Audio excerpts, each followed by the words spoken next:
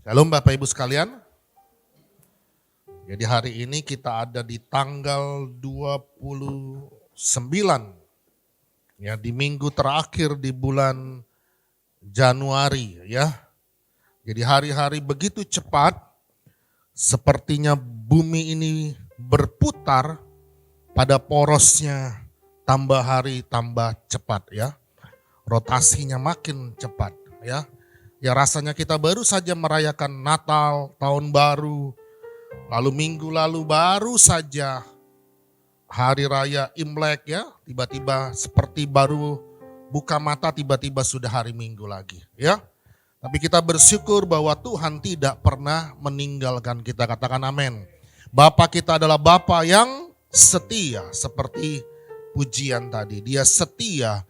Walaupun kadang kita tidak setia, Dia tidak berubah kasihnya, cintanya kepada kita, kesetiaannya itu konstan, tetap bukan karena syarat, bukan karena apa yang kita buat, tetapi benar-benar Dia adalah Allah yang setia, katakan amin.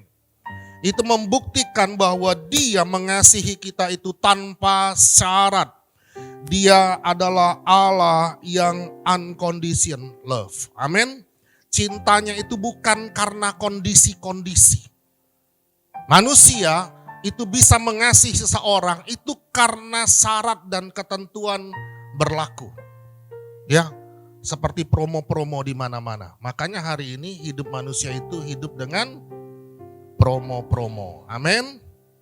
Nggak ada yang amin, puji Tuhan. Mari kita membaca 2 Korintus 5 ayat 16 sampai 19. 2 Korintus pasal 5 ayat 16 sampai 19. Nanti setelah kita baca ayat ini, tolong nanti digabung jadi satu dan kemudian tetap di layar ini ya, tidak berganti-ganti terlebih dahulu. 2 Korintus 5 ayat 16 sampai ayat 19, ini akan menjadi pokok ayat-ayat yang kita akan baca pada siang hari ini. 2 Korintus 5 ayat 16 sampai 19. Ayo kita baca sama-sama, 1, 2, iya. Sebab itu kami tidak lagi menilai seorang juga pun menurut ukuran manusia. Dan jika kami pernah menilai Kristus menurut ukuran manusia, sekarang kami tidak lagi menilai demikian. Ayat 17. Jadi siapa yang ada di dalam Kristus, ia adalah ciptaan yang baru. Yang lama sudah berlalu, sesungguhnya yang baru sudah datang. Ayat 18. Dan semuanya ini dari Allah yang dengan perantaraan Kristus telah mendamaikan kita dengan dirinya dan yang telah mempercayakan pelayanan pendamaian itu kepada kami. Ayat 19. Sebab Allah mendamaikan dunia dengan dirinya oleh Kristus dengan tidak memperhitungkan pelanggaran mereka. Ia telah mempercayakan berita pendamaian itu kepada kami. Bapak Ibu sekalian, ada yang melatar belakangi Paulus menulis ayat-ayat ini. Ada yang melatar belakangi mengapa Paulus menulis kitab Korintus kepada jemaat di Korintus. Jadi kitab Korintus itu adalah salah satu kitab yang ditulis oleh Paulus. Nah, Paulus menulis ini di tengah-tengah hubungan yang tidak harmonis, yang kurang harmonis kepada jemaat-jemaat di Korintus. Maksudnya apa? Maksudnya seperti ini. Waktu itu ada nabi-nabi lain, akan ada nabi-nabi palsu yang mulai masuk ke dalam jemaat di Korintus. Dan kemudian nabi-nabi itu mulai menyombongkan diri, mulai membanding-bandingkan diri dengan Rasul Paulus. Dan kemudian jemaat di Korintus mulai termakan omongan nabi-nabi palsu ini. Mereka lebih respect kepada nabi-nabi palsu ini daripada kepada Paulus. Jadi kondisi itulah yang membuat Paulus menulis ayat-ayat ini, menulis kitab ini. Bahkan Paulus menulis bahwa jemaat di Korintus mulai mencintai nabi-nabi palsu itu. Mulai lebih percaya kepada omongan nabi-nabi palsu tersebut. Dan kemudian mereka mulai punya hubungan yang tidak baik dengan Paulus. Jadi sekali lagi kondisi inilah yang menjadi latar belakang ayat-ayat yang kita baca tadi. Lalu Paulus tulis ini di dalam bagian kitab Korintus. Ada hubungan yang tidak harmonis antara Paulus dengan jemaat di Korintus. Manusia seringkali punya hubungan yang tidak harmonis. Suami dengan istri, anak dengan orang tua, sebaliknya orang tua dengan anak, sahabat dengan sahabat lainnya, rekan bisnis dengan rekan bisnis yang lainnya. Ada hubungan-hubungan yang tidak harmonis, yang disharmonisasi. Mungkin antara pelayan dengan pelayan yang lainnya. Selalu ada hubungan-hubungan yang tidak harmonis. Selalu terjadi hal-hal yang dinamakan disharmonisasi.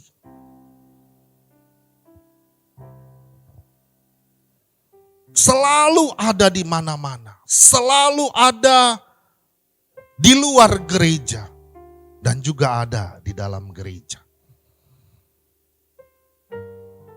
Dan hubungan itu ternyata hubungan yang seperti ini sudah terjadi sejak zaman Rasul Paulus. Manusia suka banding-bandingkan. Manusia lebih sering ingin didengar daripada mendengar. Manusia lebih sering ingin dikasihi daripada mengasihi. Manusia lebih sering ingin egonya dipenuhi daripada memenuhi ego orang lain. Lalu Paulus memulai ayat 16 supaya kita semua boleh belajar bagaimana hubungan itu bisa dipulihkan. Isi Alkitab, visi Yesus datang ke dalam dunia ini. Dia diutus oleh Bapa. Untuk apa? Untuk pemulihan. Katakan pemulihan. Jadi selalu akhirnya adalah pemulihan. Ada hubungan antara Bapa dan anak yang dipulihkan. Jadi Tuhan, Alkitab tidak mengajarkan tentang disharmonisasi, tentang perselisihan. Ada perselisihan, tetapi akhirnya adalah pemulihan. Katakan amin. Katakan akhirnya adalah pemulihan. Nah, pemulihan itu ternyata dimulai dari mana? Dimulai dari mana? Coba perhatikan dari ayat yang kita baca tadi. Dimulai dari cara pandang. Jadi cara pandanglah yang mempengaruhi tindakan dan tindakanlah yang mempengaruhi hasil. Cara pandanglah yang menjadi awal dari segala sesuatu. Kami semalam nonton, kemarin sore ya, saya ngambil hikmah dari film tersebut. Jadi ada seorang tua, punya anak, sudah menikah lebih dari 5 tahun. Jadi dari keluarga Chinese, Kungkung kalau nama dipanggilnya ya. Jadi angkung ini, akong ya. Akong ini pengen punya cucu dari anaknya. Jadi akong ini tidak habis pikir, ada apa keluarga anaknya ini sampai tidak punya anak. Dia tidak bisa punya cucu dari anaknya. Nah ternyata istri dari anaknya ini belum mau punya anak. Jadi waktu bapak mereka ngomong keinginan mereka, keinginannya untuk punya anak. Di belakang bapaknya mereka berdua mulai bertengkar. Suaminya coba memahami kenapa istrinya tidak mau atau belum mau punya anak. Tapi sebenarnya suaminya tidak paham apa sih kenapa istrinya tidak mau punya anak. Sampai ada anak temannya dititipin ke mereka, lalu diurus oleh istrinya. Lalu akhirnya terbukalah sebuah trauma di masa lalu. Ada trauma si ibu muda ini. Dia lahir, dibesarkan dari keluarga orang tua yang broken home. Yang tidak menginginkan kelahiran anak dari hubungan mereka. Dan kemudian mereka harus pisah dan lalu ibunya sendiri menyalahkan anaknya itu ada di tengah-tengah keluarganya. Jadi waktu si ibu muda ini mengingat masa lalunya, dia menangis, dia berteriak, dia benar-benar traumatis. Waktu mengingat kejadian di masa lalu. Waktu dia menangis histeris, kemudian suaminya masuk ke dalam kamar mereka. Lihat istrinya teriak-teriak, menjerit-jerit. Lalu dia coba dengar, kemudian dia dengar istrinya. Dia lihat istrinya ketakutan karena traumatis. Kemudian dia mulai baru mengerti apa yang sedang terjadi dengan istrinya. Lalu dia peluk istrinya. Lalu istrinya mulai mau bicara. Terus dia bilang, aku mengerti sekarang apa yang sudah dan sedang terjadi.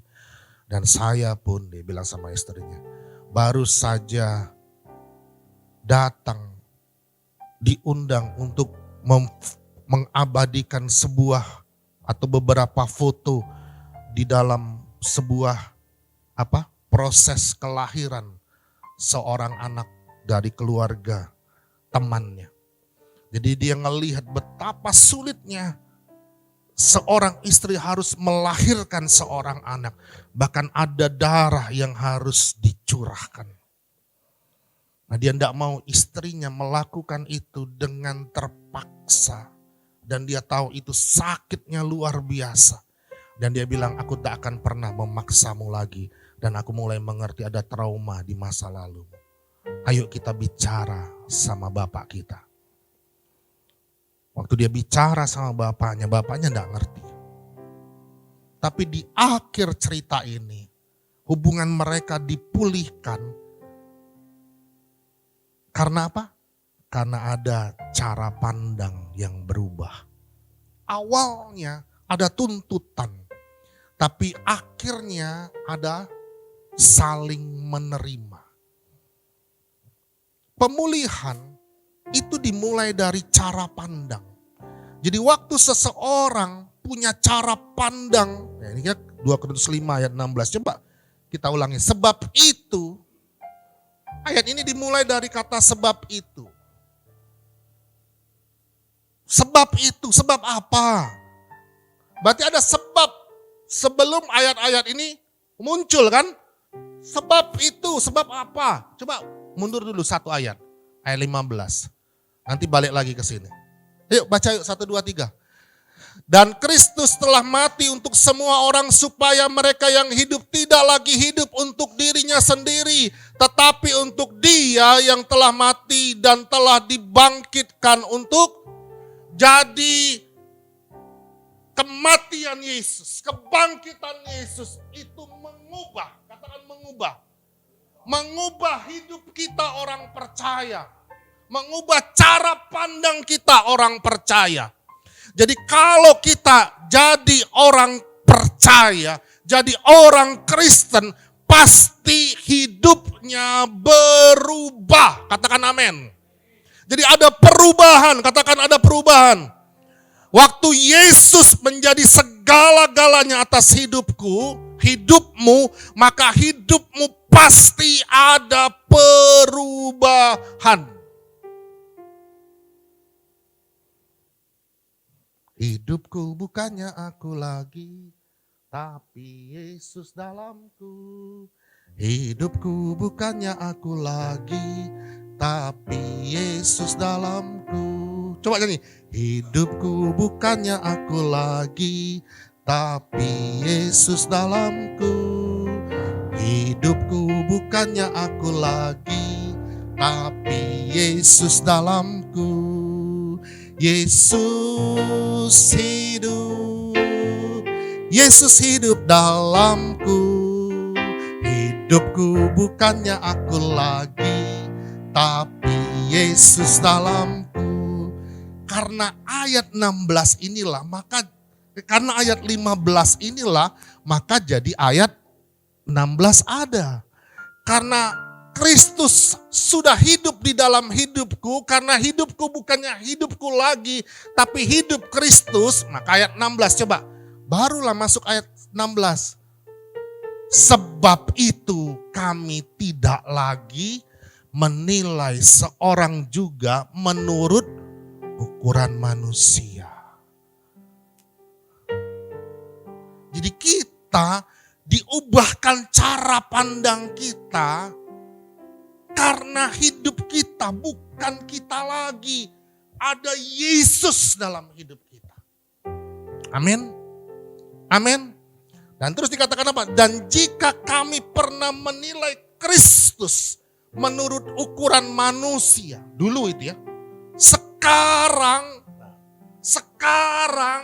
saat ini kami tidak lagi menilai Kristus demikian. Jadi cara pandang itu terjadi sebab kita telah ditebus oleh Kristus. Saya ulangi. Jadi cara pandang itu berubah karena kita sudah ditebus oleh Kristus. Tujuan hidup kita sudah berubah dan dibayar lunas oleh pengorbanan Yesus di atas kayu salib. Orang yang berkata, hidupku bukannya aku lagi, tapi Yesus dalamku. Itu adalah orang yang cara pandangnya tidak sama dengan cara pandang dunia. Hubungan yang tidak harmonis itu biasanya karena ada cara pandang yang keliru. Ada cara pandang yang berbeda. Waktu si suami ini tidak mengerti apa yang terjadi dengan istrinya. Tidak tahu bahwa istrinya itu traumatis. Mungkin pikirannya macam-macam. Si bapak, si akong-akong ini juga pikirannya mungkin macam-macam. Kamu ada sakit ya? Tapi waktu si akong ini tahu mantunya itu pernah punya masalah. Mulai mengerti ada masalah di dalam diri anak mantunya. Cara pandangnya mulai berbeda, berubah. Dia tidak mulai cari-cari kesalahan si anak mantunya, tapi dia punya belas kasihan. Bukankah kita juga hidup oleh karena belas kasihan Bapa? Kadang-kadang kita suka nyalah-nyalahin orang lain. Padahal kita juga hidup oleh karena dosa. Kadang-kadang kita suka ngomong-ngomongin kekurangan orang lain. Pelanggaran orang lain. Padahal kita sendiri juga hidup oleh karena belas kasihan Tuhan. Bukankah kita juga orang berdosa yang ngomongin orang berdosa yang lain? Kita juga orang berdosa yang seharusnya dihakimi. Lalu kita pinter ngakimin orang lain.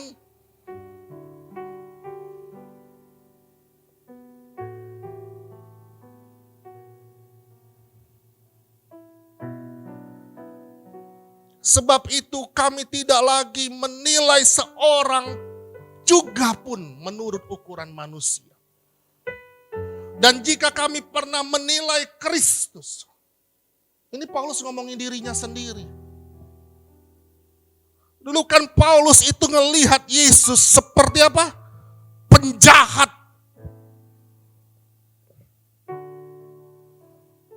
Paulus lihat Yesus itu seperti nabi palsu yang mengajarkan ajaran sesat.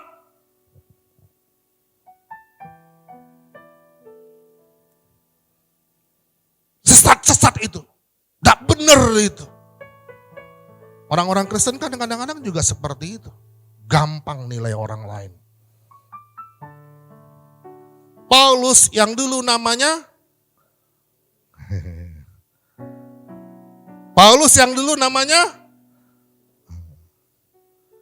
saya waktu baca ayat ini terus cari tahu tentang pribadi Paulus. Saya jadi tahu. Jadi Paulus itu orang apa? Orang Yahudi. Dilahirkan dan jadi warga negara orang Romawi. Jadi Paulus dan Saulus itu memang dari kecil itu adalah nama si Paulus. Sama seperti orang Tionghoa lah. Dia punya nama Indonesia dan sekaligus dia juga punya nama Indonesia. Orang Batak juga gitu enggak ya? Ada kan nama panggilan ya? Sama, Paulus dan Saulus itu ternyata dinamakan sejak lahir. Tapi selama ini kita taunya dihotbahkan atau kita dengar khotbahnya, dulu namanya Saulus, lalu ketemu Yesus jadi Paulus. Enggak, ternyata yang benar adalah sejak kecil nama itu dua-duanya nempel dalam diri Paulus. Paulus itu orang Yahudi, lalu punya kewarganegaraan dan hidup di antara orang Romawi. Makanya dia punya dua nama, Paulus dan Saulus. Ngerti? Jadi Paulus hendak sampaikan bahwa dia dulu pun sama menilai Kristus menurut ukuran manusia. Tapi sekarang tidak. Sekarang tidak lagi menilai Kristus demikian. Dulu dia benci setengah mati sama Yesus. Sama pengikut-pengikut Yesus. Tapi sekarang dia cinta setengah mati sama Yesus. Sama orang-orang yang percaya kepada Yesus. Karena apa? Karena ada cara pandang yang berubah. Dia tidak lagi menilai seseorang dengan cara pandang dunia. Jadi Yesuslah, kematian Yesus dan kebangkitan Yesus di atas kayu saliblah yang membuat cara pandang Paulus itu berubah. Jadi pemulihan itu bisa terjadi karena cara pandang yang diubahkan. Nah, cara pandang kita diubahkan karena ayat 15 tadi.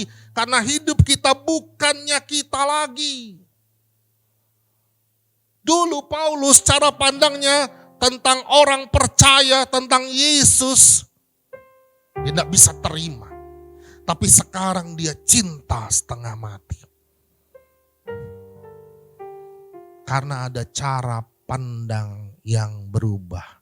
Tidak menurut ukuran manusia. Jadi Paulus waktu dia dijelek-jelekkan oleh jemaat di Korintus. Waktu dia mulai tidak disukai oleh jemaat di Korintus.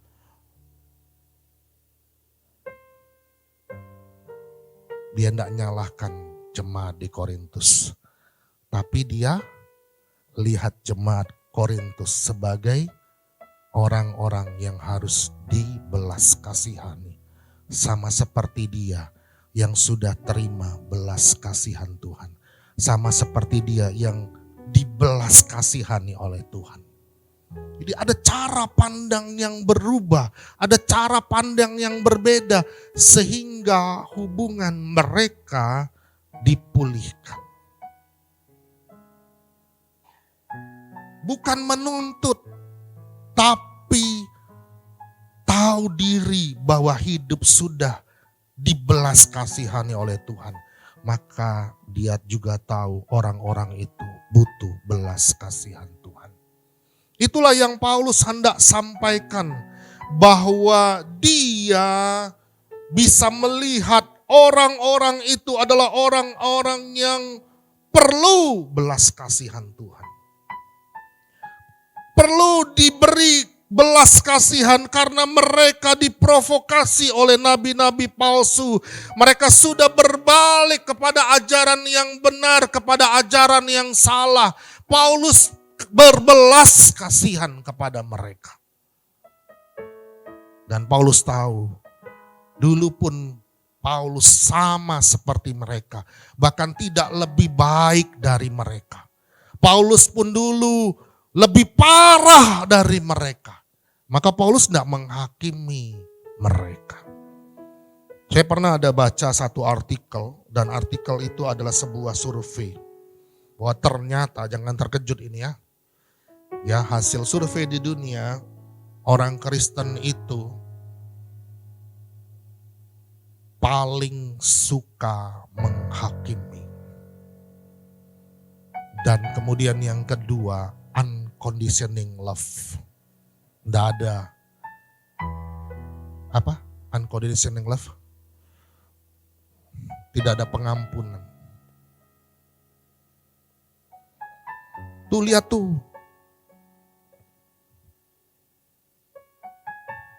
Brengsek banget tuh hidupnya tuh. Udah becus itu. Nggak ada poinnya buat dia. Ngomong aja dia itu. Wah gitu ya.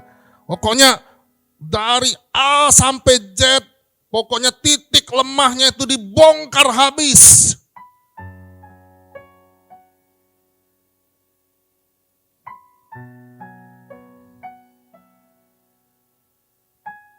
Waktu kita ngomongin kekurangan orang di satu sisi, kadang-kadang kita lupa, kita juga punya kekurangan di sisi lain. Bahkan kekurangan kita itu lebih parah daripada kekurangan dia. Kita lebih gampang menghakimi orang daripada ngelihat diri sendiri. Harusnya kita ngelihat orang itu harusnya dibelas kasihan. Sama seperti aku sudah terima belas kasihan Tuhan. Paulus seperti itu. Dan Paulus ingin mengatakan kepada jemaat di Korintus, stop, berhenti menilai seseorang dengan ukuran manusia. Stop untuk saling coba menunjukkan hidup yang sempurna. Paulus itu adalah orang Farisi. Dia seorang ahli Taurat. Dia tahu 613 hukum Taurat. Ya kan, hukum Taurat itu ada 10. Pancasila ada berapa? Ada 5. Ada butir-butir sila, betul ya? Oh, 613 itu adalah butir-butir hukum Taurat. Jadi kalau ada salah satu pun salah semua. Ada dosa satu ya dosalah semuanya. Jadi tidak ada satu orang pun yang bisa memenuhi 613 hukum Taurat itu di dunia ini. Nah, waktu Paulus menyadari hal ini dan kemudian menyadari dirinya termasuk orang yang tidak mampu memenuhi 613 hukum Taurat itu. Lalu dia mendengar pribadi Yesus. Pribadi yang datang penuh belas kasihan kepada orang-orang berdosa.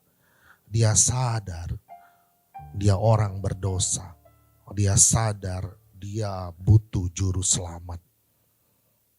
Lalu dia berubah cara pandang. Dia ngelihat jiwa-jiwa itu butuh juru selamat.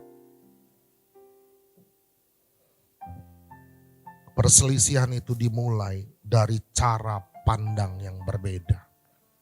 Dan pemulihan itu juga dimulai dari perubahan cara pandang. Dan kita orang percaya itu sudah diubahkan cara pandangnya. Kapan? Ayat 15 tadi. Hidupku bukannya aku lagi, tapi Yesus di dalamku. Waktu Yesus bayar hutang dosa kita di atas kayu salib. Waktu dia berkata, it is finished. Waktu itu jugalah cara pandang kita berbeda. Tujuan hidup kita bukan untuk diri kita lagi, tapi untuk Kristus.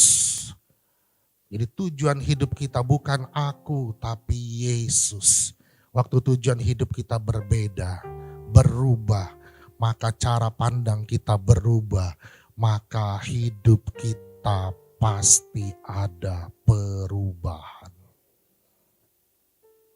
Yesuslah yang mengubah hidup kita, bukan kerja keras kita, bukan upaya kita untuk berubah, tapi Yesus sendirilah yang mengubah hidup kita, mengubah cara pandang hidup kita. Amin. Sadarilah itu. Dia menciptakan kita karena dia menerima kita hari ini karena belas kasihannya. Dan terimalah orang-orang yang ada di sekitarmu juga dengan belas kasihan dari Tuhan. Itu anak-anak nyebelin banget. Untung anak orang. Ya anak orang lah, masa anak monyet? Ya, itu orang kok ngeselin banget. Sudah jelek, gak punya apa-apa. Wah, terus kita punya apa? Semua titipan. Apa yang mau kita sombongkan? Kadang-kadang kita lupa. Lupa diri dan lupa ingatan. Itu kan mirip kan, lupa diri dengan lupa ingatan. Kita bersyukur Tuhan ingatkan lewat tulisan Paulus. Ya. Terus ayat berikutnya, ayat 17. Jadi siapa yang ada di dalam Kristus? Siapa yang ada di dalam Kristus? Kita, saya dan Anda.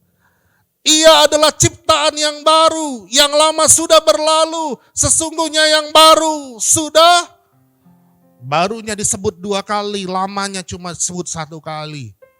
Jadi siapa yang ada di dalam Kristus, saya ngelihat di terjemahan King James, itu lebih luar biasa. Paulus nulis ini, mengucapkan ayat ini, itu dengan luar biasa semangatnya. Dia benar-benar bersemangat. Karena dia tahu hidupnya diubahkan. Di King James lebih jelas. Dikatakan behold, behold. Lihatlah. Siapa yang ada di dalam Kristus. Dia itu ciptaan baru.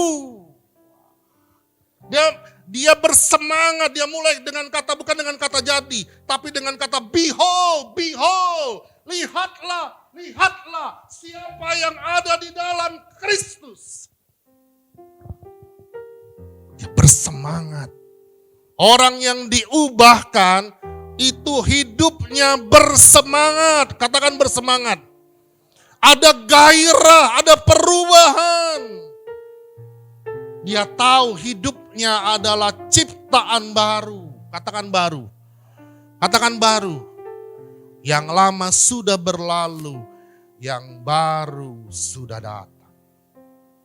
Yesus itu, jadi kalau kita punya rumah, Yesus itu bukan seperti meja makan, atau kursi, atau hiasan dinding.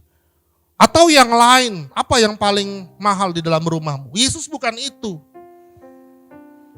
Yesus adalah, kalau rumah itu dirobohkan, lalu dibangun ulang, Yesus itu adalah fondasi dari rumahmu yang baru itu. Katakan amin. Yesus itu fondasi hidupmu. Yesus itu dasar dari segala sesuatu dari hidupmu yang baru itu. Dia bukan yang ditambahkan, yang dimasukkan ke dalam rumahmu, di dalam hidupmu, bukan. Dia bukan sesuatu yang baru yang dimasukkan, ditambahkan kepadamu.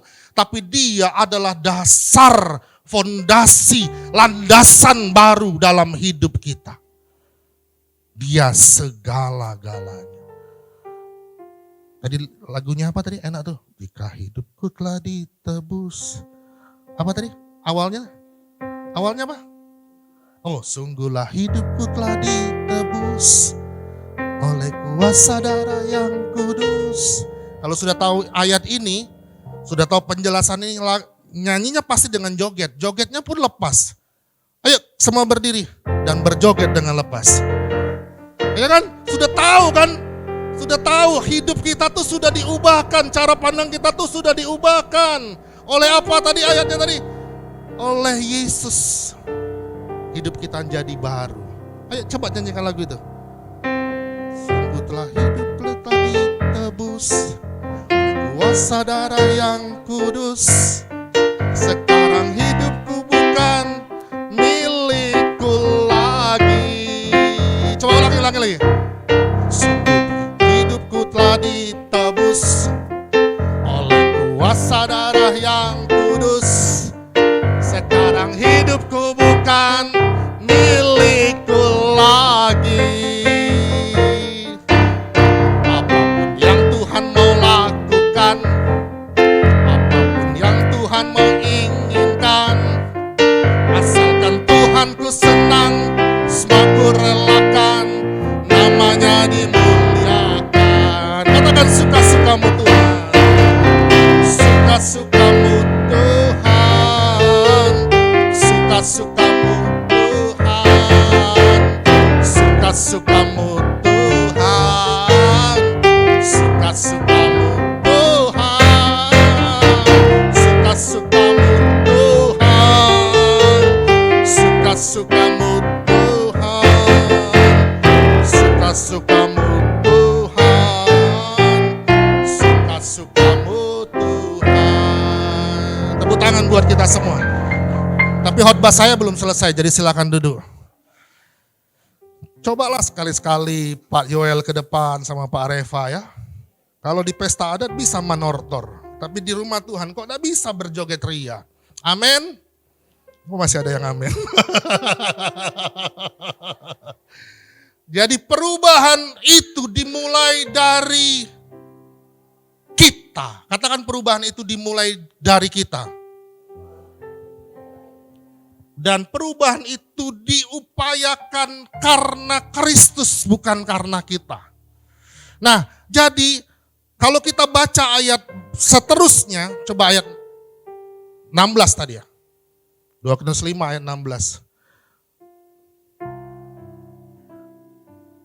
Tidak lagi menilainya demikian, sekarang kami tidak lagi menilainya demikian. Ayat 17. Jadi siapa yang ada di dalam Kristus, ia adalah Paulus tulisnya ciptaan baru, bukan manusia baru. Kenapa ciptaan baru ya, bukan manusia baru?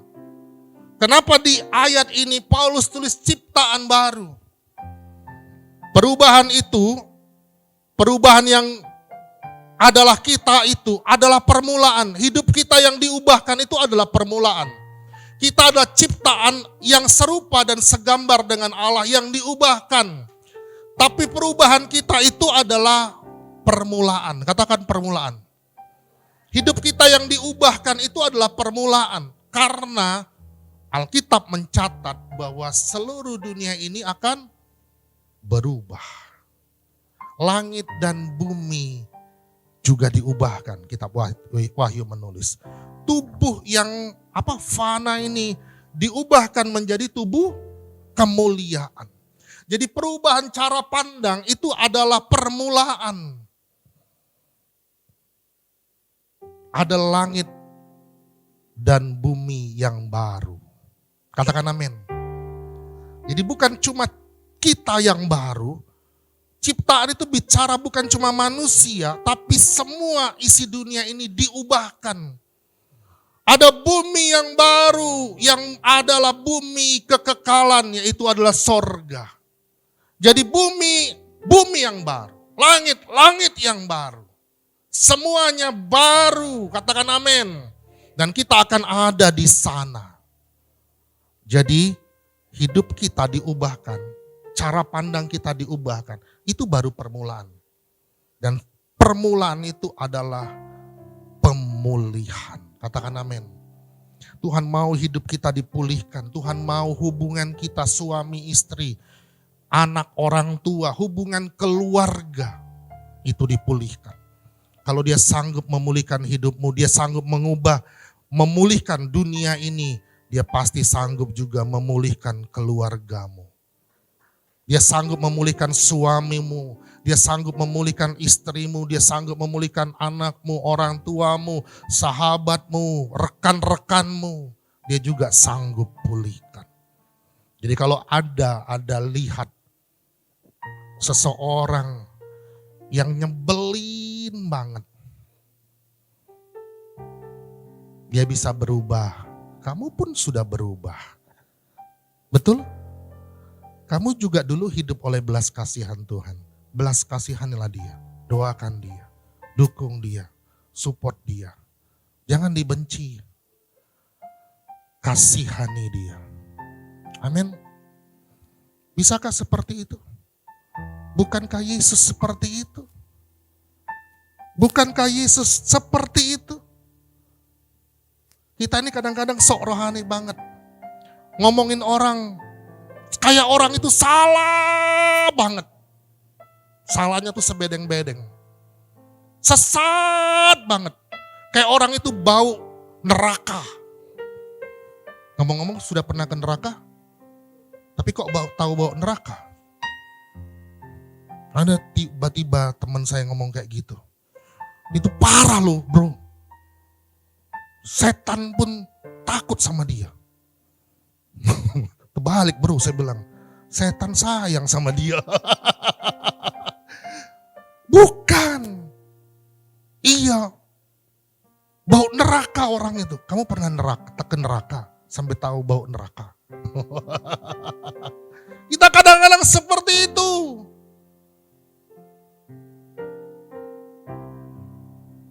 Tampillah sebagai seorang pengemis yang dikasih roti. Lalu kasih tahu orang lain di mana tempat roti itu kau temukan. Jangan tampil sebagai pemilik roti atau pemilik atau pemilik toko roti. Paham? Saya ulangin ya. Jadilah seorang pengemis yang menemukan roti. Lalu kasih tahu pengemis yang lain di mana kau temukan roti itu. Jangan kau tampil seperti pemilik toko roti. Paham? Hidupmu itu ditemukan oleh Yesus. Kasih tahu sama semua orang. Jangan kau tampil seperti Yesus. Yesus aja tidak menghakimi kita. Terus kita menghakimi orang lain. Yesus saja berbelas kasihan sama kita. Masa kita tidak berbelas kasihan sama orang-orang di luar sana? Kalau hubunganmu sudah dipulihkan, hubunganmu dengan Yesus sudah dipulihkan. Dia rindu hubungan kita dengan yang lain. Hubungan kita dengan anak-anak kita, dengan orang tua kita, dengan suami kita, dengan istri kita. Dia rindu dipulihkan. Dia rindu hidup kita dipulihkan. Coba baca, saya persingkat ya, karena waktu. Coba baca ayat 18. Supaya kita ngerti kenapa kita masih ada di dalam dunia ini. Kenapa Tuhan utus kita dalam dunia ini. Kenapa saya dan Anda masih ada di dalam dunia ini. Ya. Coba baca, 1, 2 ya. Dan semuanya ini dari Allah. Dari siapa? Dari siapa? Jadi semua yang tadi itu dari Tuhan. Katakan dari Tuhan. Bukan dari Pak Yo, bukan dari gembala, bukan dari seseorang, tapi dari Allah. Katakan amin. Yang dengan perantaraan apa? Kristus telah apa? Telah mendamaikan kita dengan dirinya. Dan yang telah mempercayakan apa? Pelayanan pendamaian itu kepada kami. Yang telah mempercayakan pelayanan pendamaian itu kepada kami. Jadi tahu enggak siapa kita sekarang? Kita ini peacemaker. Katakan amin. Kita ini peacemaker. Katakan peacemaker. Pembawa damai. Mari kita semua bangkit berdiri.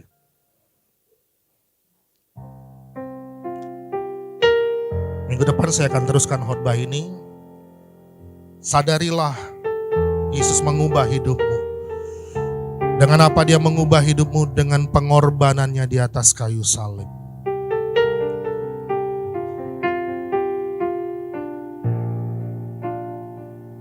Jadilah pengemis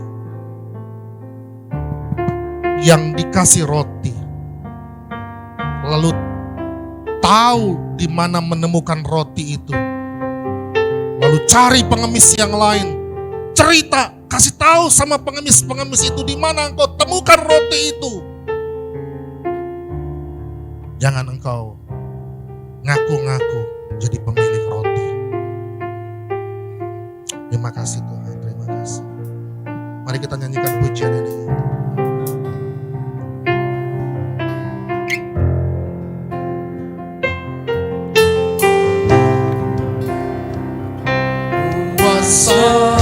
Darahmu, kau telah tebus dosaku, kekudusanmu melingkupiku, kasihmu Tuhan, kasihmu mengalir memulihkan hidupku. Besar anugerahmu, kau selamatkan hidupku. Ku menjadi ciptaan yang baru oleh kuasa darahmu. Waktu saya baca artikel tadi, lalu saya diam, saya merenungkan gini, bener. Kita itu unconditional love, bener. Kita tuh suka menghakimi. Lalu coba lihat di antara kita.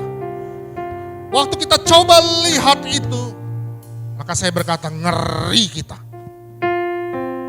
Kita lebih pandai menghakimi orang lain. Kita lebih pandai korek-korek kekurangan orang lain, lalu gosipin orang lain, ngomongin orang lain, ngomongin kekurangan orang lain. Dan itu ternyata kebanyakan orang percaya Yesus. Alkitab tidak nulis itu tentang kita. Alkitab menulis Anda dan saya adalah peacemaker, pendamai dunia. Karena engkau sudah didamaikan dengan Allah. Karena engkau sudah didamaikan dengan Allah melalui Yesus Kristus. Hidupmu bukannya kamu lagi, tapi Yesus dalammu. Karena hidupmu sudah dibelas kasihani oleh Tuhan. Maka berbelas kasihanlah kepada orang-orang. Stop bicara kekurangan orang lain. Stop bicara tentang orang tuamu, tentang anakmu, tentang saudaramu, tentang istrimu, tentang suamimu. Stop bicara tentang kekurangan mereka. Tapi bicaralah bahwa hidupmu sudah ditebus dan hidupmu sudah diubahkan, dipulihkan oleh Yesus. Cara pandang hidup kita berbeda. Kita diubahkan sama seperti Paulus diubahkan. Mari kita nyanyikan pujian ini. Kita bersyukur kepada Tuhan. Kita dijadikan peacemaker di dalam dunia. Darahmu, kau telah tebus dosaku, Kekudusanmu melingkupiku, kasihmu mengalir memulihkan hidupku.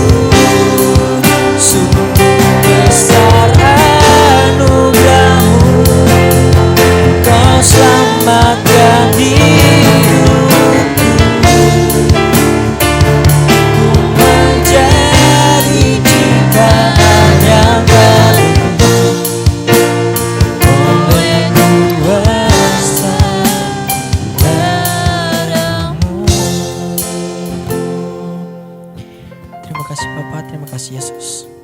Semoga firman-Mu yang telah kami dengarkan pada hari ini menjadikan kami manusia yang lebih baik, menjadi kekuatan di dalam kehidupan kami pribadi lepas pribadi. Terima kasih Bapa. Haleluya. Amin.